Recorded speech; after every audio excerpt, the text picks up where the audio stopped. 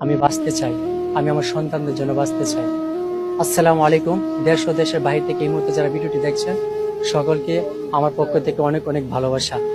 আমি বাংলাদেশ প্রধানমন্ত্রী তারেক রহমান স্যারের দৃষ্টি আকর্ষণ করে বলছি, আমি বাঁচতে চাই, আমি আমার সন্তানদের জন্য বাঁচতে চাই। আমি তারেক রহমানের উদ্দেশ্যে আবারও বলছি, আমি বাঁচতে চাই, আমি আমার 5টা বোনের জন্য বাঁচতে চাই। তো আমি জানি সরকারিভাবে যদি আমার বিষয়টা আপনারা একটু পর্যবেক্ষণ করেন তাহলে ইনশাল্লাহ আমার জন্য অনেক সহজ হয়ে যাবে। আমার 5টা বোনের আর্তনাদ, আমার কান্না, আমার 5 বছরের একটা শিশু আছে যার মুখ থেকে এখনো বাবা ডাকতে আমার শোনা হয় নাই। আমার খুব ইচ্ছা জাগে, আমি বারবার শুরু অবশ্যই শিশুটাকে আমি প্রশ্ন করি, বাবা তুমি আমাকে বাবা বলো, কারণ মৃত্যু অবধারিত, এটা চিরন্ত সত্য।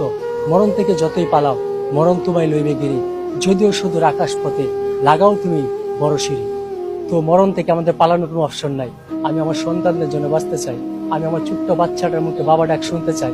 তাই এ দেশের প্রত্যেকটা এমপি মন্ত্রী যারা আছেন সকলে দৃষ্টি আকর্ষণ করে আমি বলছি, আমি বাঁচতে চাই, আমি আমার সন্তানদের জন্য বাঁচতে চাই। সবাই আমার পাশে থাকবেন। আমার মা 2022 সালে লিভার ক্যান্সার আক্রান্ত হয়ে মারা গেছে। আমার মায়ের আর্তনাদ, আমার মায়ের কান্না এখনো আমার কানে বাজে।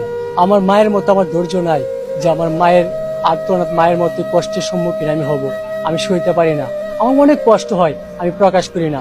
কারণ আমি যদি ভেঙে পড়ি, ভেঙে পড়বে আমার 5 বোন। আমি যদি ভেঙে পড়ি, ভেঙে পড়বে আমার ছেলেরা। আমি যদি ভেঙে পড়ি, ভেঙে পড়বে আমার গৃহিণী। তাই আমি বাঁচতে চাই।